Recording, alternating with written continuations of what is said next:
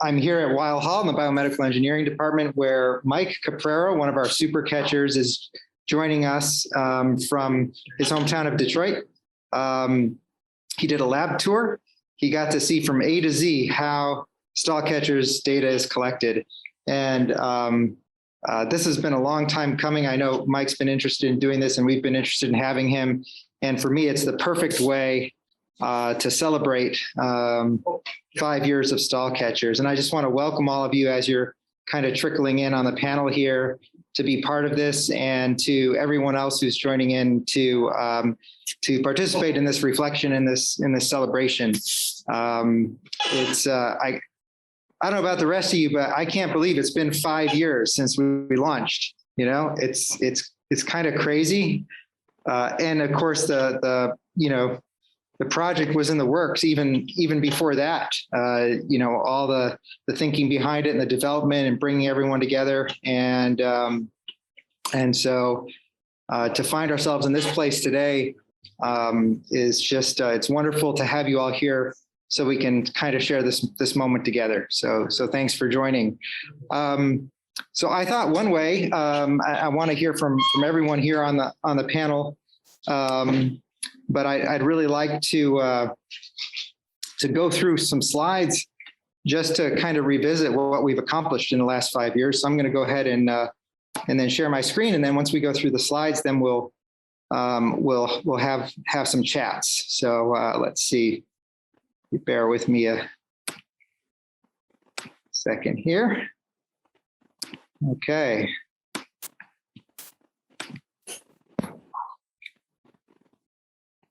So I hope you all can see this. Yeah, thumbs up. Okay, cool. So and of course I should. So Mike Caprero, who is again one of our most prolific stall catchers, volunteers, and contributors, and a community mentor.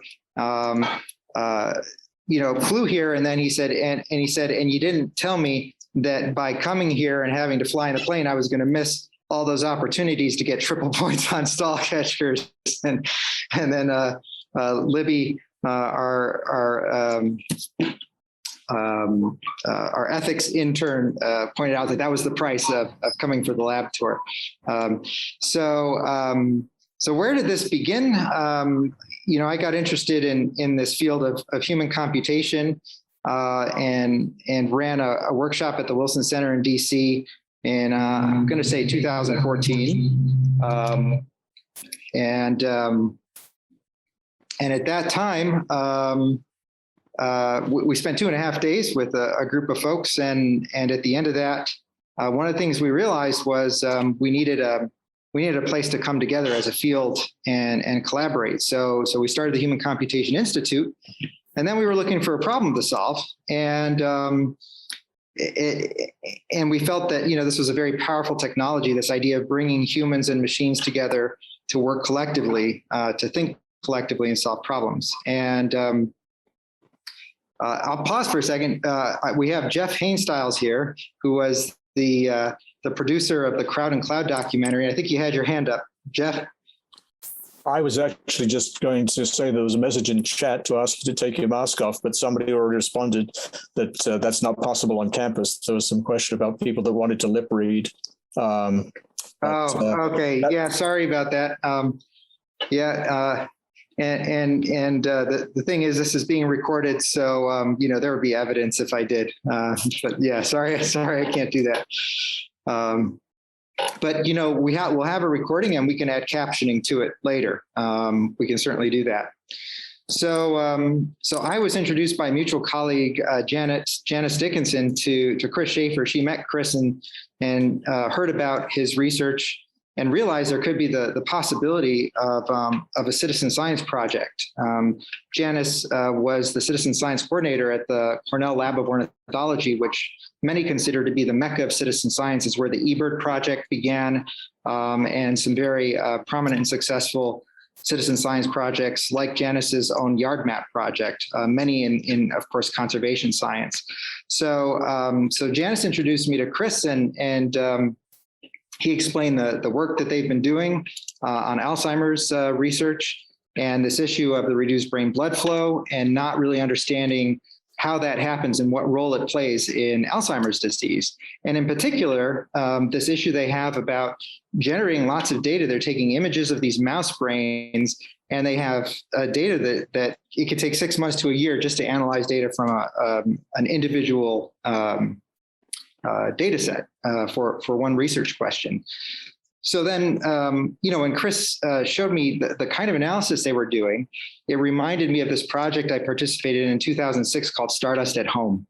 And Stardust at Home was a pioneering project. It continues today in various forms. And in that project, they flew a comet, or they flew a satellite through the tail of a comet and collected interstellar dust particles in this collector grid here, made up of aerogel. And I've had the good fortune of visiting the PI's lab at Berkeley, and I got to hold aerogel, and it is truly the least dense substance that exists. I mean, you hold it and it has no weight. It's amazing, but it has this property that if something strikes it at 14,000 miles an hour, it can catch it without disintegrating it. So they brought this thing back to Earth, and they took 1 million microscopic images of it, and then they said, it's going to take us 100 years to look at 1 million microscopic images. And Andrew Westphal had this brilliant idea to crowdsource that microanalytic task. So that's where Stardust at Home came from. And I was a participant in that game. And when I remembered what it was like to use the virtual microscope that you can see here on the left, this is the original Stardust at Home interface. And you'd run your mouse cursor over here, and you'd go through these layers of aerogel. I thought, that's just what Chris and Nozomi are doing with these Alzheimer's data. And so then, we called Andrew, and we called, and we got to meet, his colleague, Robert Lettieri as well, who I think is joining us here today. And they said, yeah, this is a good fit. Let's do this. So our prototype for stall catchers, our proof of concept, was to take the data from the Schaefer Nishimura lab and inject it directly into Stardust at Home. And then Robert was kind enough to put some branding and dressing on it. And voila, we had a working prototype, at least for the interface part, if not the analysis of the data for stall catchers. And then, we knew we had something good. And with that basis and confidence, I was invited to the NIH National Alzheimer's Summit, I think by Nina Silverberg. I gave a brief talk about the project idea. I was approached by some program officers, Rod Corvo, who then put me in touch with Guy Eakin, who at the time was the global scientific director at Bright Focus Foundation. And then Bright Focus kindly and generously decided to support the project. So we had a good idea, and we had the funding to make it happen. And then we did. And October 1st, 2016, exactly 5 years ago, we launched the project. We launched the platform online, and we were amazed that some people actually liked it. They wanted to play, and they wanted to help. And so I think almost everybody on here kind of knows some version of this story or some parts of this story and how stall catchers works. Today, so our goal was to get 30,000 catchers, and that came from knowing that Stardust at Home had 30,000 dusters. And I thought, okay, that's our goal. And as it turns out, today we have 38,000, almost 38,000 catchers. We have 50 to 100 different people playing each day. We're analyzing data 5 times faster than the lab, and we're answering research questions about every 1 to 2 months. And this is a huge success that, and I owe this debt of success to every single person who's on the panel here, the panelists who couldn't make it, to all the stall catchers who have spent, sometimes, months of their lives, if you add it all up, analyzing the data. And even just the person who comes on and says, you know what, I'm going to give this a try, and analyzes a few vessels, has, pushed forward the research. And this is just a wonderful feeling. So, I'm realizing I had a lot more to say about this stuff, but I want to hear from others. So I'm not going to take up a lot of time. I'm going to jump through some of these things. we were able to refine our methods and improve how quickly we could analyze the data using fewer people to look at the same vessel. We were able to achieve better accuracy from the crowd than from individual laboratory experts. We've published several scientific papers based on the analysis that came out of stall catchers that's improved our understanding of Alzheimer's disease.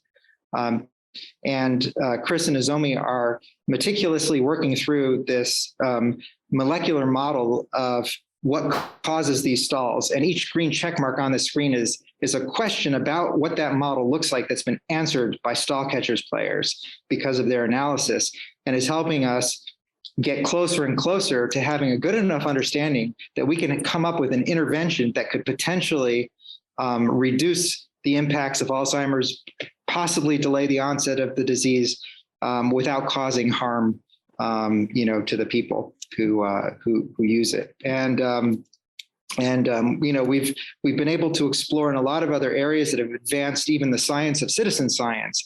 We're starting to use AI techniques. We did a partnership with Microsoft Research, where we had a little robot partner who was helping to analyze stalls. And we actually figured out that under the right circumstance, if you have an AI bot and a human that are both responding at 75% accuracy, when they work together, they can bump that up to much higher level of accuracy. And this was an important finding because, in this case, up to 83% accuracy.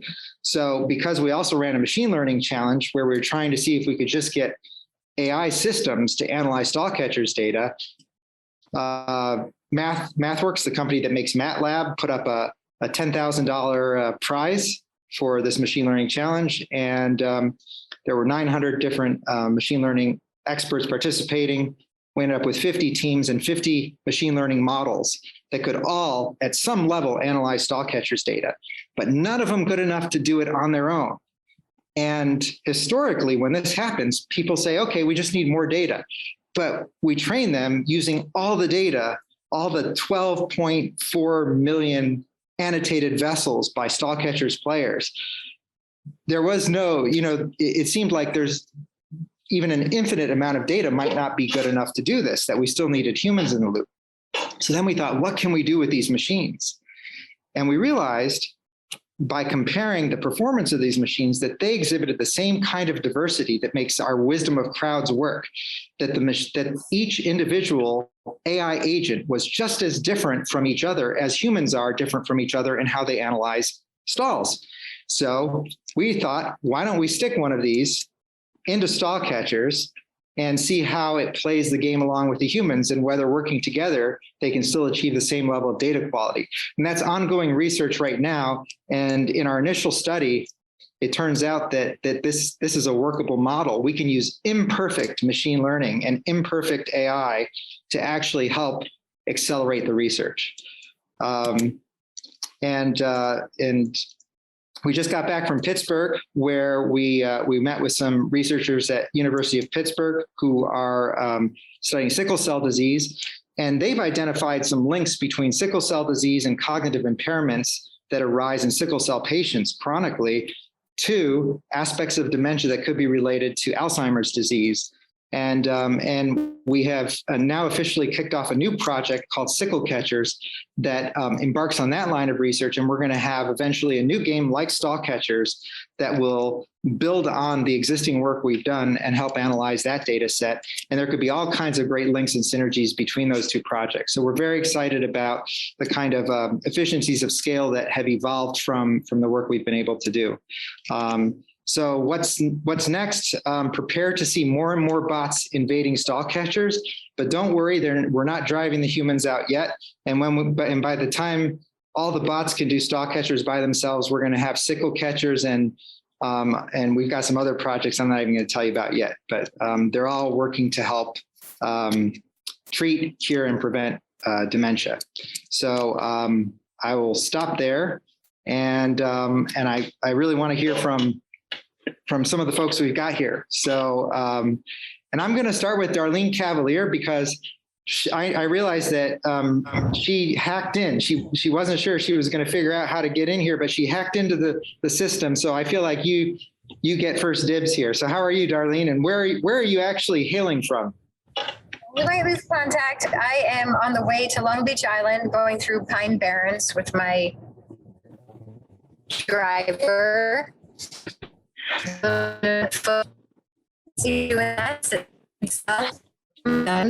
It's nice to see you. I'm in Philadelphia and Long Beach Island. Thanks for letting me zoom in through the phone too. It's nice to see all of you. And thanks for that great update. It's great to have you here, Darlene. It's a little hard to hear you. I think we're losing the connection a little, but I just want to say, for anyone who doesn't know Darlene, she is the founder of SciStarter, and SciStarter has been one of the best possible partners for our organization that we could ever imagine, in terms of working with us to help build the community of catchers that we have. SciStarter is like the Google of citizen science. If you want to try new citizen science projects, you can go to SciStarter. You can find any project that might interest you.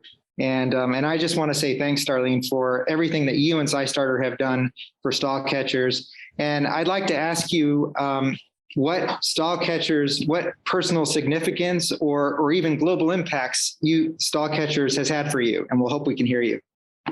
Yes, can you hear me now? Yeah. Thank you for that, and thank you and your whole team for putting together such a great project. I will say it's one of the favorite projects of the SciStarter community. And I think everybody appreciates how experimental and willing to adjust the platform you've been. In many ways, it's just one of the best examples of citizen science because people can play on their own. You do a very good job with the training to build confidence in people. All the reasons why we know that people don't get involved or they quit. It seems like you've been able to address those barriers as they come up. So it is one of the most popular projects on SciStarter for teams and across all ages. You already know it's a good intergenerational project, and it happens to be among the favorite of libraries and library communities. So they stretch it even beyond what you have and what you know about your project. They're using it to teach data literacy skills. There's cultural connections to it. So I love watching the growth of stall catchers. That's beyond what you're doing on the platform, what we're doing at SciStarter is basically through these community of facilitators. So there's a lot happening out there that is probably not in any of your reports here either. It's just some of it's unknown to us too. Well, thanks a lot, Darlene. That means a lot. And we certainly appreciate what you've done to bring stall catchers to all kinds of different communities, and especially the libraries who, we now have enduring relationships with. And that's such a great way to reach a broader community all over the country. I'm doing the math and I want to make sure everyone has a chance. So I'm going to jump over here. Thanks for joining us from the road, Darlene. And I'm going to jump straight back to Jeffrey Hainstyles because he raised his hand before. So he's volunteering himself to go second. Jeff, it is fantastic. I was so delighted when you said you could join us. I know after Crowd and Cloud, I think you were kind of in grandchild mode. You're like, okay, I've done a big project here. It's time to go and spend some time with my new grandchild. So it's good to see your face again. And I think it's hard to understate how much the Crowd and the Cloud documentary brought interest and participation to this project. And I just wonder what it's like for you to see stall catchers today, given that you were there at the very beginning. It was great to see all those check marks on the questions that you had, the sort of choke points in terms of helping Chris and Nozomi do their incredible work. I do want to make sure that I note that Chris not only is an excellent researcher, but he has a wonderful cache of coffee in his lab at Cornell, if I remember correctly. Probably still does have that. That's excellent. We were looking around for great stories, helped by Darlene and by Leah Shanley from the Wilson Center, which was pretty instrumental in kicking off a lot of citizen science projects and supporting them. And we sort of felt there was a lack of the kind of games aspect. And when the games join up with medical research and the sort of promise of expediting the medical research the way it did, I was going to say a no-brainer. Maybe that's not the right thing to say in terms of this context, but it was a wonderful opportunity to try and show what the potential was for citizens, for regular folks to get involved in really important cutting-edge research. And it was just a happy accident that we were able to film in Florida at a retirement community where I believe there was somebody related to you who we actually put on camera to talk about the intergenerational aspect of things. And it was really a very, very powerful sequence. We also got to meet some of the families that are affected by Alzheimer's. And if you watch the videos are all still online, not at pbs.org anymore, but they're online at crowdandcloud.org. And I believe it's in the first program. Could be in the first program, I'm not quite remember. But anyway, you can certainly watch it there, and you can see the way in which the effects of Alzheimer's do have this incredible impact, and anything that can be done to expedite the research, to speed up the research is something to be welcomed. So thanks for asking me, and hopefully we'll hear from Chris and Nozomi about some of the specifics of what's been done. But it was great fun to be part of the kickoff of the project, and congratulations to you and everybody at Stallcatchers for beating 30,000. That's great. Well done. Thank you very much. Thanks for inviting me. Yeah. Thanks so much for being here. Really appreciate that. And actually, why don't we go straight to Chris and Nozomi to see what they might want to say in response to that. Great. Thank you all so much for being here tonight. Nozomi and I really appreciate it. Stallcatchers has been a truly integral part of our research enterprise for, it's been, the first couple of years we were developing and assessing and validating the quality of the data coming off of it. The last few years we've been dependent on it for analyzing data so that we could make scientific decisions about where to go next. In addition, we've taken scientific suggestions from the Stallcatchers community and have published papers that are based in large part on ideas that originated from the Stallcatchers community. One in particular was a paper showing that while it is absolutely clear that more exercise decreases the risk and severity of Alzheimer's disease, and we saw that in mice that we had exercise, it does not decrease the incidence of capillary stalls. And at first I was kind of disappointed, but actually in hindsight, it suggests that means there's another aspect of the disease that could be treated on top of exercise to achieve even greater outcomes. And so our search goes on. In addition, though, to and that's one of, I think, now 3 or 4 papers that have listed Stallcatchers contributors either in the author list or in the acknowledgements in the case of a journal that was unwilling to permit a collective list of authors like that. But in all of those papers, whether listed as in the author list or the acknowledgements, the contributions of each of the individual catchers who are listed on that webpage in perpetuity, we assume, Pietro, their contributions were essential to those findings. But this project has done more than than produce results. It's also trained scientists. We've had several PhD students from the lab who have graduated and moved on to postdoctoral positions, continuing to pursue aspects of neurodegenerative and other diseases. And Oliver Bracco, I think many folks have come to know, has finished his time as a postdoc in Maya Nozomi's lab and has launched his own lab at the University of Miami in the Department of Biology, where he will be continuing to expand and build upon aspects of this work.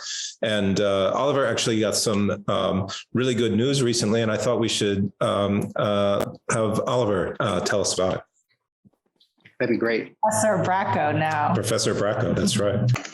Yeah, it still sounds strange, but all the students using it, so I have to get used to it. Yeah, sorry, I was a little late because we're just in a moving and have a new place, and a thunderstorm was coming in, and we really had to protect our furniture because it wasn't that funny. Yeah, I remember still as of today, the first meeting where I kind of got in touch with Stallcatcher, that formerly known as We Cure Alzheimer. And I think I was there at the beginning. It was a really good time. It was sometimes tough to get the data going for the people to play and come back and see what are the differences if we are doing, if the player are doing it. And in the honest moment, I was sometimes angry about me or the other side for kind of making it at the beginning more confusing sometimes than it's helped you. But by now, I mean, it's 5 years from now, I think it does an excellent job in getting all the data really into the pipeline and analyzed. So I think it's really fantastic. And I mean, it's in particular my postdoc, because I feel like, my time, because basically most of the things we have done, it's basically all has been somehow went into my postdoc, and next to my undergraduate students who has been working with me, it just wouldn't have been possible to get all this data analyzed. It wouldn't have been. It already was 5 years to get to this point. But I think without all the players, it would have been really difficult.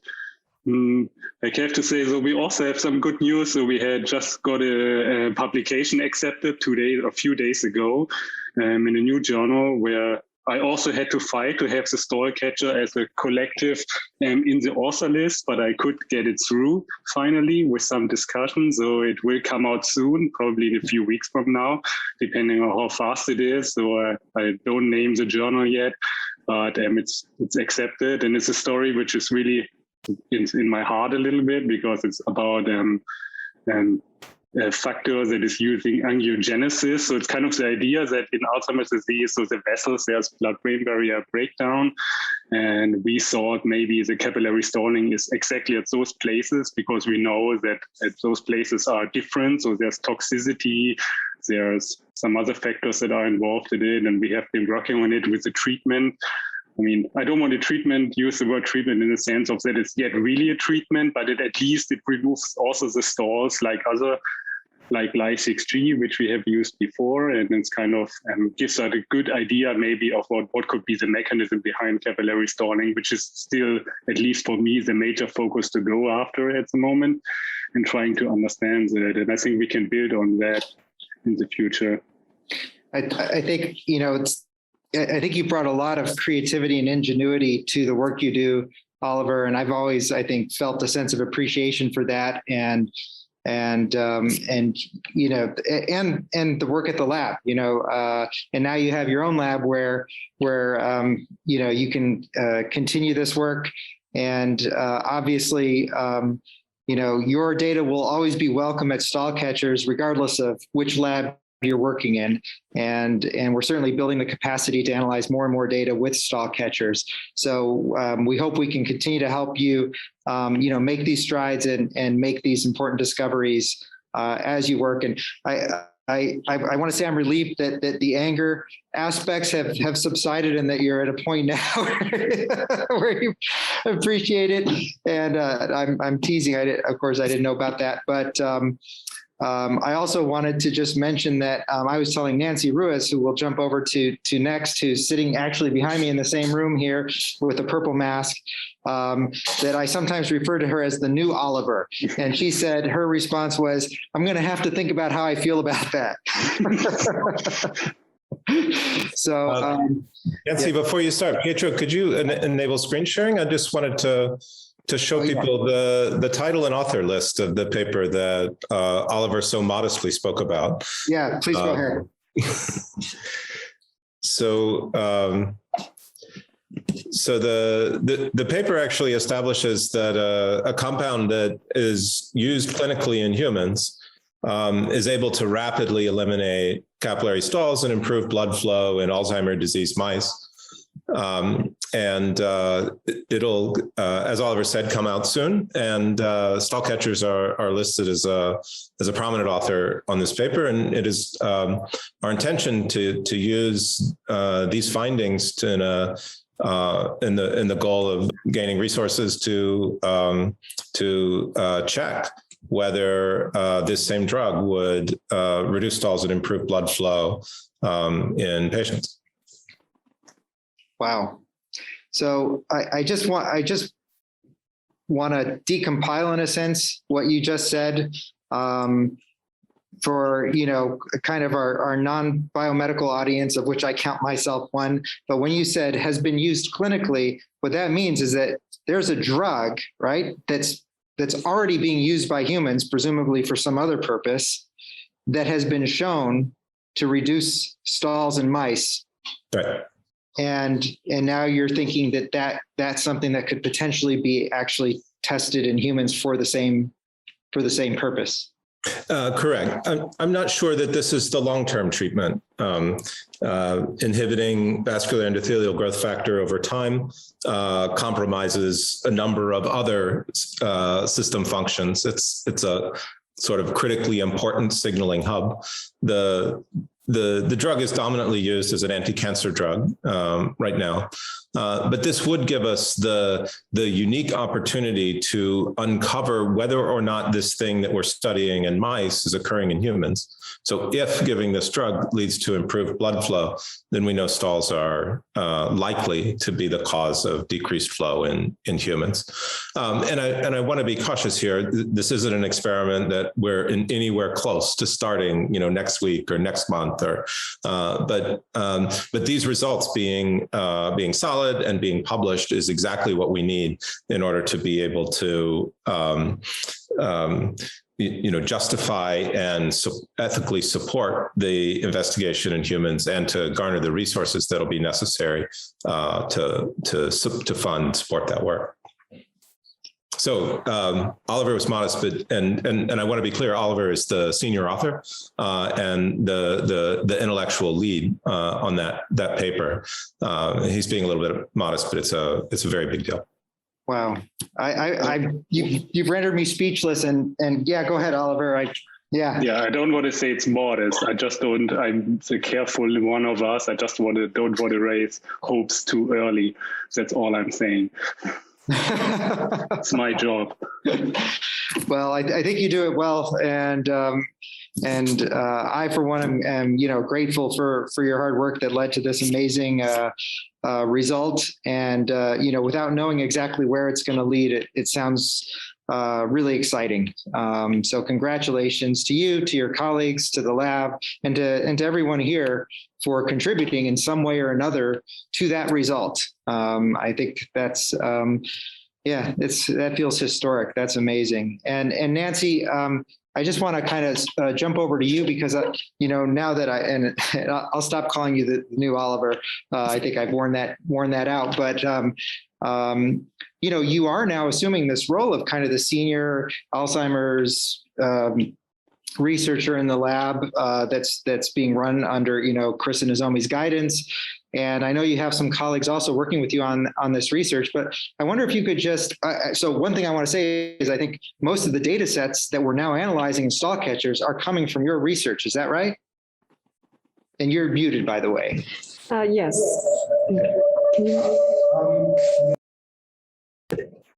Yeah, I think.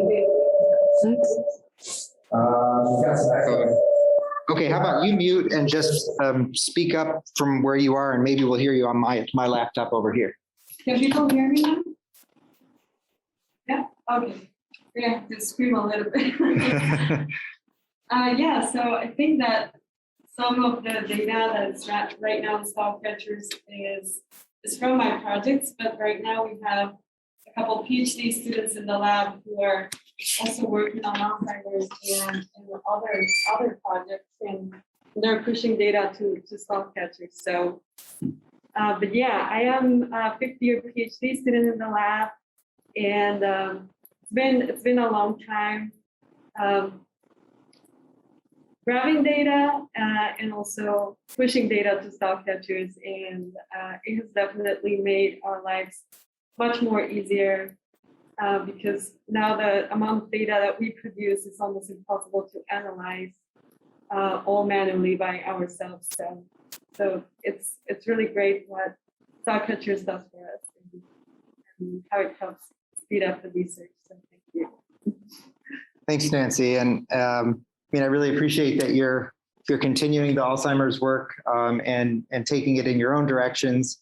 And also that you're, in a sense, feeding stall catchers, because we contribute to stall catchers And your data and your research gives us purpose in the development of the game and I think in the analysis that goes on in the game. And actually I think Mike, to put you on the spot a little here, I'm gonna that Mike I'm gonna wander over just this is our kind of a makeshift audio visual hack. I'm going to come over to Mike here, who's visiting us, and Mike, I wonder if you could speak. You've been with the project since day one. I think you were analyzing. Were you analyzing blood vessels on October 1st, 2016? Oh, well, before that. And before that, yeah.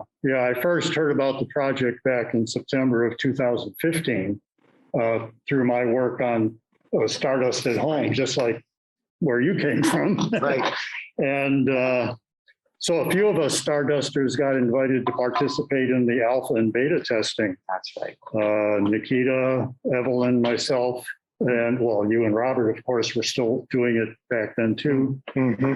But so, yeah, and back in April of 2016, I have an archived email that I recently shared with Pietro, and he asked me to share it here from our former and beloved stall catcher, Evelyn.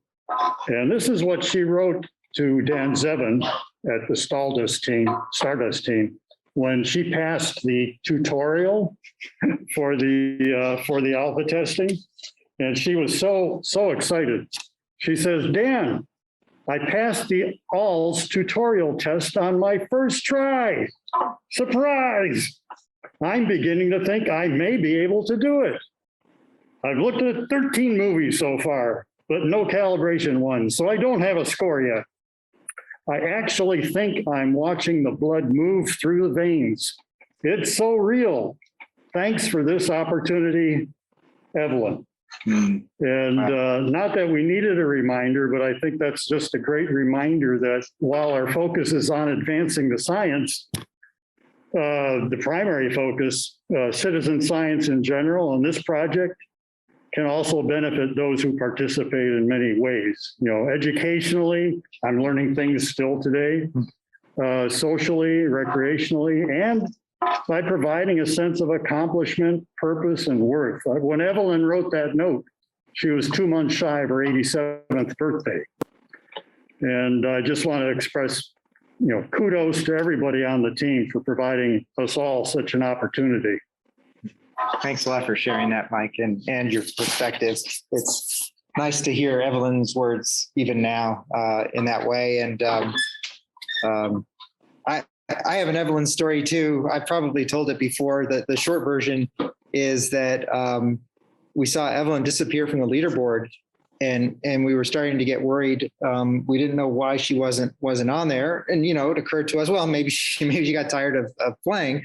Then I got an email, and Evelyn was actually apologizing to the whole team to say that she was really sorry, but she fell and had an accident and hurt her spine, and the doctor said she wouldn't be allowed to play stall catchers for a month, and she was apologizing to us. So that was Evelyn, and we sent her, obviously, get well. Really appreciated Evelyn. I'm gonna. Can I just say, I just want to say thank you and for sharing these stories. It's really special for us to be able to connect to the people, because as Mike probably saw, like most of the time we are looking at mice and looking at digitized data and things in dark rooms. So it is really special for us to be able to connect to the faces and the stories behind all this. So thanks for reaching out and letting us know. Thanks, Nozomi.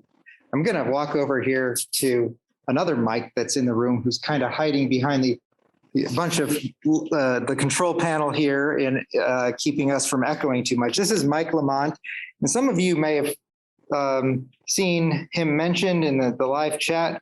Mike is the one who's been working really hard to solve the masking process. So this is the pre-processing of Nancy's data, where you're trying to hide the sections of the the image stacks that don't need to be analyzed because it's not the capillaries. Is that right?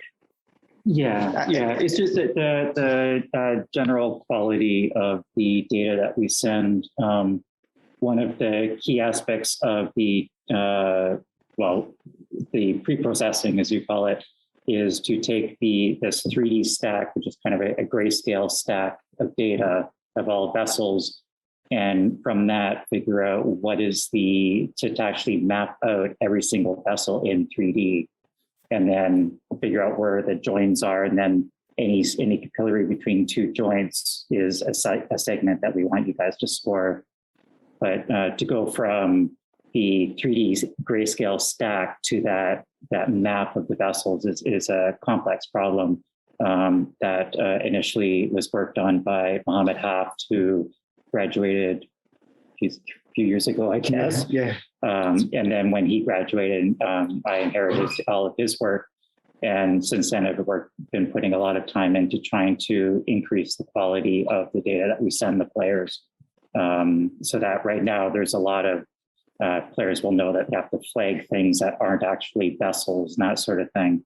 My goal is to get rid of all of those flags so that every single vessel that you guys are scoring is an actual vessel. And all you have to do is tag it either flowing or stalled, which we've made a number of good progress on that. And I think hopefully we will be in the next couple of weeks uploading some new data that will have almost no flags in it, which will probably mean you guys will go through it even faster.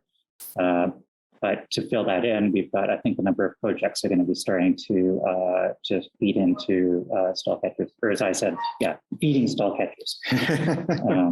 Right. Well, thank you very much. And I know, I think, there's the sense, because we've talked about it in the live chat, that sometimes when we're waiting for new data sets, it's related to the masking, and that's the specific problem you've been working on. And it sounds like you've got an automated solution that we're trying out now, right? And Well, I took away the sort of the long, boring process of masking away from the experimenters. But then I've replaced that now with a curation step. But that'll vastly increase the quality of the data that we send in. So they still have a lot of work to do. Okay. But I've taken away the boring, monotonous parts and left them with the more complicated part, which is basically just a scan through, make sure everything looks good, and then from there send on the data that they've already looked through and said, yes, this is exactly what we want scored. Great. Yeah, I love that because, for me, that's kind of, that's the spirit of human computation. The human machine partnership is we want to give the more interesting problems to the humans, right? Thanks for explaining all that. And I've just, as long as I'm walking around the room before I sit down again and get too comfortable, I'm just going to walk over here and quickly introduce this is Lipusha Vepchek, and did I get it right this time? Finally, we had like a 6-hour car ride back from Pittsburgh, and I spent about half of it practicing how to say her name. And Libby is joining us. She's been an intern from LMU in Munich, the university, and she's actually studying us. So she is studying all the different stakeholders in citizen science systems, in the evolution of those systems, including, funders, players, researchers,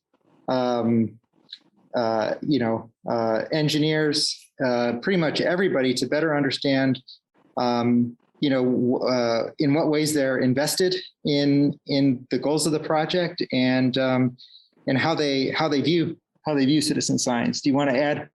I know you didn't want to say too much, but do you want to add anything to that explanation? Sure. I'm just very grateful for this openness shown to me by everybody involved, which is, something I think not to be taken for granted. And I'm very happy about all the insights I get and the chance I get to speak to participants. And thank you for the time. Thank you, Libby. So I mentioned before about how the very first version of stall catchers, our prototype, was taking the Alzheimer's data from the lab and putting it into Stardust at home. And I'm staring at Robert Lettieri here. I don't think I've seen your face in like about 5 years. Still the same person. I can see it's still you. And how are you?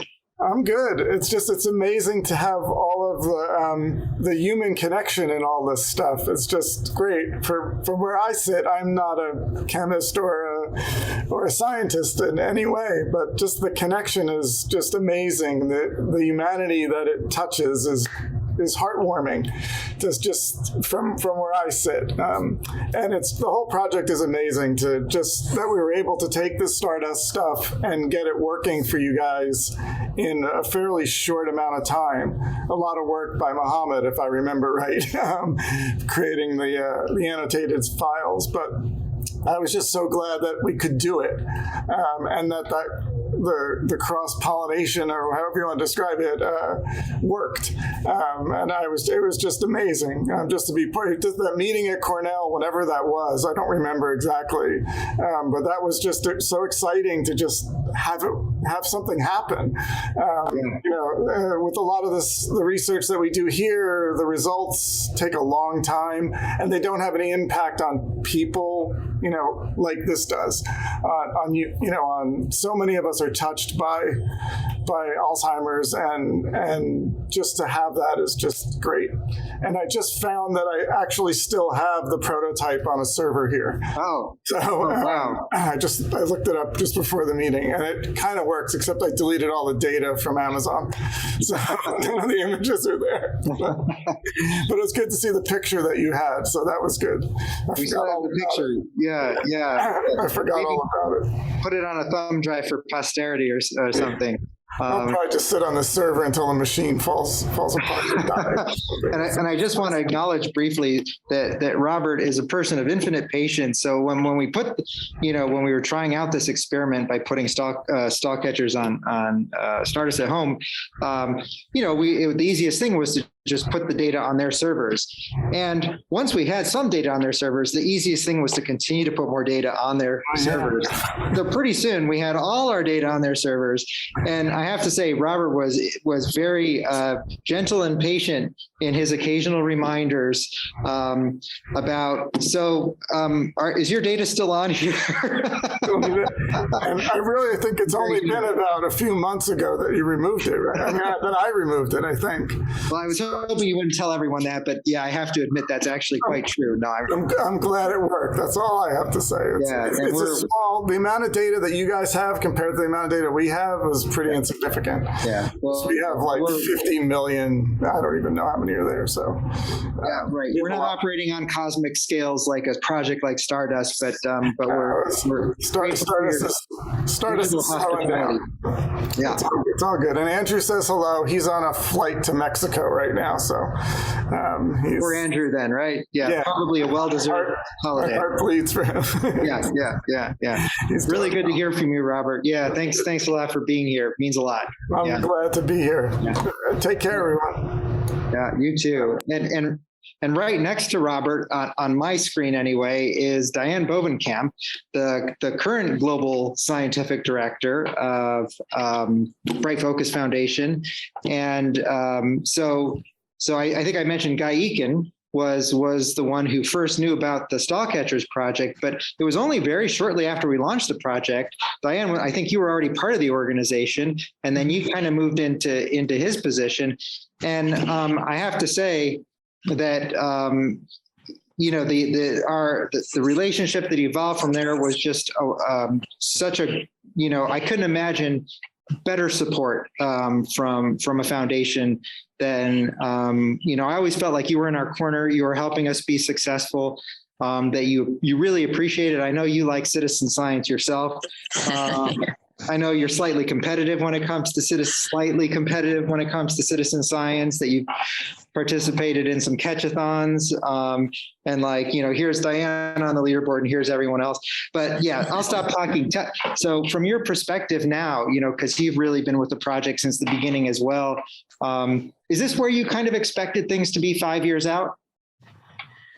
Well, I have to say, yeah, so Bright Focus, and like I personally, I'm just so proud that we were able to get this off the ground together. I mean, look at the diverse number of people here. And then what is it, the nearly 40,000 or whatever stall catchers that are out there. It's like stall catchers is like the magnet that all pulls us together. So, you know, like taking a village to make this happen. And I think that there were a number of grants. I think there were 2 or 3 grants that we gave to you, Pietro, because you had like version 2, you needed to kind of revamp it. And then Chris, you came in through our other core program. And so we gave you a grant that you could then use the stall catchers that to then do the, you know, it led to that publication in 2020 to test the hypothesis. And it's all about testing the hypothesis, whether it fits or whether you see something else. So we're really proud of that. And we loved telling all of our, we're in contact with probably about 500,000 affected families, you know, mainly across the US. And the overarching method of a message from them is this is empowerment, right? So for affected families. And this was actually, I believe, the very first I used to call it play a game, help to cure Alzheimer's, right? So it was the very first time that a citizen scientist could be standing in the shoes of a scientist analyzing data, right? And so, But yeah, I think we had high expectations, but I think that we surpassed it and had a lot of fun along the way. So, so I'm really proud, and I'm glad that this is actually, I'm really actually excited. It's surpassing that. It's going to be moving on to more projects, that it's still going to be here and we can keep feeding it in as long as the interest is there. So we're going to keep doing whatever we can to keep the interest up, and maybe you can bump it up to 100,000 users. That'd be pretty cool. So Mike Lamont, that's a challenge for you on the data side of things. Thank you, Diane. I mean, that I really appreciate that. And you bring, you know, that perspective here that's quite unique, I think, to kind of being in that place of you know, when you're an organization that's, you know, trying to place your bets, right, on where can we make the most impact with this, you know, these generous donations from our donor community. And, you know, I mean, you never know, right? And this was kind of, in some sense, it was a long shot because nobody had ever done this before, but I feel like that's what Bright Focus does. I think you have a lot of amazing historical firsts, and I'm really proud that we could all be part of one of those, you know, in partnership with Bright Focus. And I'm really grateful to you and all of Bright Focus, you know, for that partnership. So great. And it makes it easy when we're supporting innovative innovators like you guys, and also supporting early investigator careers like Oliver and Nancy. So thank you. Thanks. So let's see. I'm trying to. It's never possible to do everything you want to do in an hour. I think that's just a universal truth. But we do have a few others that I want to make sure we want to get everyone on the panel. I did want to see if there were any comments on the chat that we wanted to bring out from others who were not on the panel. So I would invite anyone who's listening in to go ahead and if you have a comment to put on the chat, I'll try to read it out loud before we close. I'm going to jump to Lori LeBay, and I want to talk a little about you know, a part of stall catchers that we haven't spoken a lot about, which is the patient community. And Lori, and also, and you know, Dave Wiederek from the Memory Cafes is also on the line, and I'd like to bring you into this conversation too. You two have been very, I think, so quick to kind of embrace what we're doing and extend your own networks. Lori LeBay has the Alzheimer's Speaks radio show, and Dave, I know you've created this network of memory cafes where I think people across the country who are caregivers and maybe patients come and can be together and kind of appreciate whatever, that they're going through similar kinds of things. So I just want to say thanks to both of you for bringing awareness about our project to those folks and to inviting us, kind of into your networks. So Lori, I wonder, you were there for the Megathon event, our biggest ever catch-a-thon, which we hosted from Microsoft, and you kindly came out and you were part of that panel. What was that like? And, you entered into the picture when we were kind of like having this big explosive event, and now here we are. And where did you think we were going to go from there? Did you think we would be here, or kind of like, what are your impressions? I always had faith that you would be. I think that from being patient-centered, people want to be hands-on. They want to help. And so even one of the things I was thinking about just now, and I'm not sure if I should mention it, but I'm gonna, is even with Bright Focus and you, and maybe you're already doing this, but pushing something out that allows people for memorials, to send their funds. A lot of them don't know where to put something in, but this is something they can actively play on. And this is a research, that you had mentioned earlier, that's pushing 5 times faster, analyzing the data, the 38 catchers, you can get more people involved just by that being mentioned in a memorial, in an obit. I think that would be a really nice way, because people want to be active. They want to help.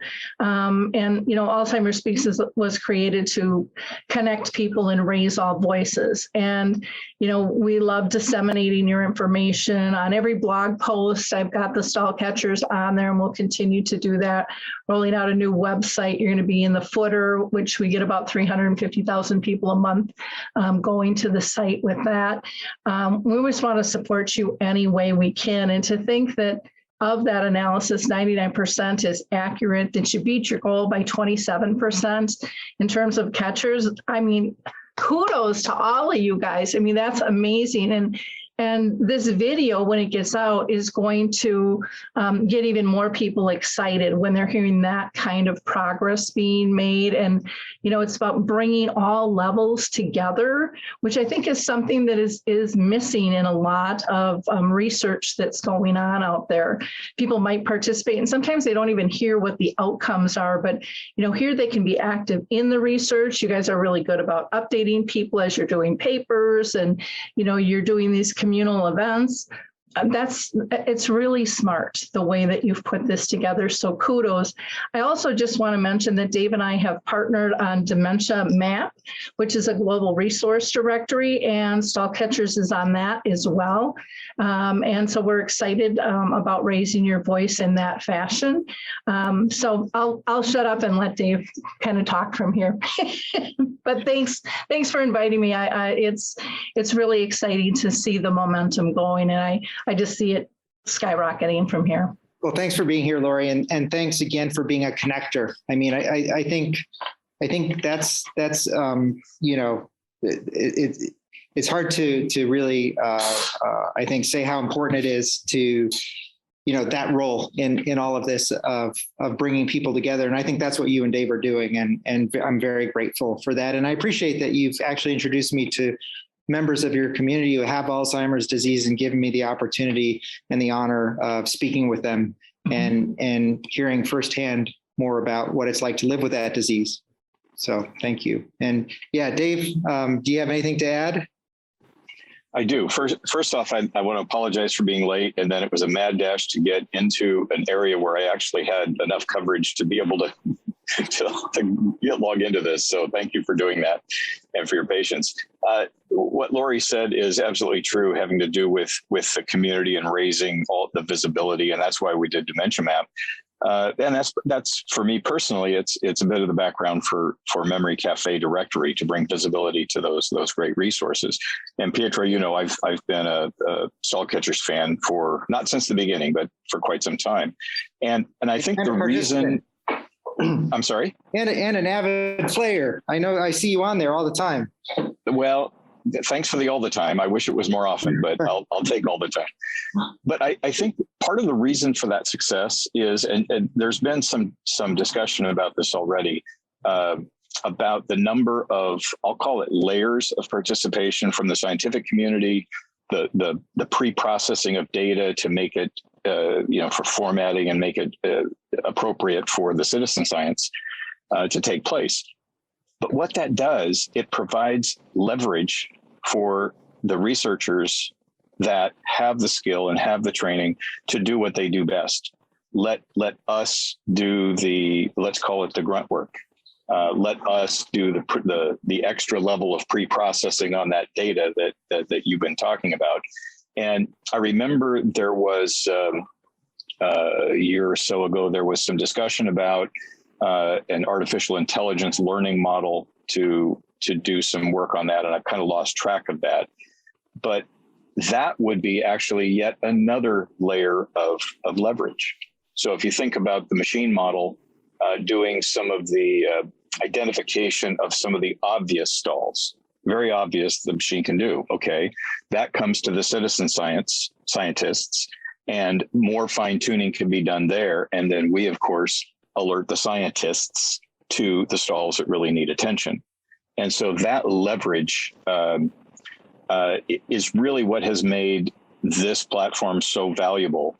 And of course, the more people we can get at the participant end, the greater that leverage becomes. So that's part of the excitement for me is, yes, it's great work. Yes, it's for a great reason, but I like the efficiencies of leveraging the scientific community by us helping in ways that we can. And that's really the model that works for me. Well, I really appreciate your sharing that perspective on it. And I resonate very much with that. When I think about what's the ball that I'm keeping my eye on, it's increasing analytic throughput. That, it's almost like a mantra. And, there are two ways that you can do that. One is in a crowd-powered system, you can have a bigger crowd. And then the other way you can do that is you can improve the efficiency of the analytic engine that uses the analysis from the crowd. Instead of needing 20 people to look at the same vessel, now we only need 4.5 people to look at the same vessel. And what you said about machine learning, I think that's exactly on the mark, that we envision, using machines to take care of the low-hanging fruit, the very easiest vessels. They look at those. At first, it's only 10%, but that's 10% fewer vessels that humans have to look at. And now that we're doing these bot-related studies where we have bots in the crowd, we envision further efficiencies. And as an organization, our motto is first use no human. We actually plan for obsolescence. We want stall catchers to not need humans anymore. So we appreciate the community aspects and the outreach, but we've got sickle catchers waiting in line. And the last person I'm going to bring on here, who's been patiently here, Lisa Gussman, is getting involved in some new catcher projects that are also related to Alzheimer's dementia. And she's going to be working with me very closely for the next 2 years on, and I'll say for the first time here, I think we're going to be calling it tau catchers, tau tangles, and beta catchers, beta amyloid. And it's 2 new games probably arising from the same project in collaboration with University of California, Davis and San Francisco. And we're very excited. It's looking at disparities in how dementia arises in certain racial populations differently than in others, and what the contributing factors might be. And then, of course, we have the sickle cell work. So our goal is to continue this work in support of dementia research using human computation, having humans in the loop where they're actually needed the most, and continue to grow and educate the community about how all the different forms of dementia are actually interrelated in some sense, and where inflammation is often one of the common binding elements of all these different kinds of dementia. So Dave, I think from my standpoint, I think we see this very much the same way, and I'm really glad that you said that the way you did. And I really appreciate that you've included us in your directory, and that you've been part of the community. You've been a really great all-around community member, and we're glad to have you with us. Well, thanks for the kind words. It's time well spent, that's for sure. Much appreciated. And I'll just, Lisa, just put you on the spot quickly. I met Lisa because she worked in Chris and Nozomi's lab around the time that we were trying to communicate, which gets back to what we were just talking about with our community of volunteers about how playing stall catchers actually helps the research, which is not, you'd think it would be an easy question to answer, but it's like, yeah, we're analyzing the data faster, but how is it actually answering the research questions? And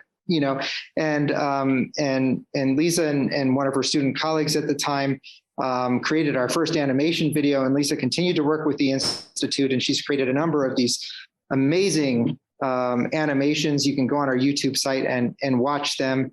And she recently created one, which we just released today, I think, that explains about the bot research we're doing. We were going to actually use that as part of a press release, but we decided, let's just put it out there because, why hold it back? And Lisa, what's it been like for you to kind of grow with the project, as it were? It's been really, really cool. It's been a really great opportunity to combine my backgrounds in art and biology to address this question that you just brought up in regards to getting players and anyone who's interested in citizen science at large, getting them to see the sort of like bigger picture of this work and also understand some of the sort of background for both the research that is being accelerated through the game and also background information on Alzheimer's in general, which has included discussion of the biological and social determinants of health in the context of Alzheimer's disease, which for me has been really rewarding to work on. And I've just learned so much, not just about the specific project, but about the sort of like network of citizen science as a whole. And it's sort of, it's sort of like fundamental, like humanistic potentials for bringing people together and sort of like potentiating these like new levels of collaboration on scales that I previously would not have imagined. And I'm sure many people would not have imagined. So it's been just really special to have seen, I think we got in touch like 4 years ago or something. So I've sort of like gotten to see things grow from then on. I'm feeling really optimistic looking forward, and I'm really excited to start working on tau catchers and beta catchers and continue sort of synthesizing the biological and social that, is at the heart of this work in general, and sort of bridging the gap between these sort of like typically black boxed terminologies and sources of knowledge and sort of breaking these things down into units of like relevance for people who don't necessarily have that science background. I think that's so important. And I won't take up too much time. That's sort of my. No, that's great, Lisa. And I think you have a rare talent for doing that kind of synthesis and communication. And it makes all the difference in the world because, people want to understand, they understand they're making a difference, but how are they making a difference and what difference are we making? And I think, you say you mentioned you've seen the project grown, and I want to reiterate that I think I've observed you grow with the project, and you've been primarily focused on the science communication. It's very exciting for me to see, especially as you're embarking on your own sort of medical education. I know that you're moving down that pathway, and you want to help people, as a physician, that you're also kind of stepping beyond science communication into a very kind of broad role that's going to take these new projects forward, and that I know because I from the things you just said, and I know you know well enough to know that you're going to be considering all these different facets, the science and the social impacts, and with that, I think one sleeps better at night, feeling like we're doing the right thing, we're doing it for the right reasons, and we're doing it in the right ways. So thank you. I can't, I'm really excited about moving forward with this. And in general, I feel like this project just brings the most amazing people out of the woodwork. And I'm grateful to know all of you.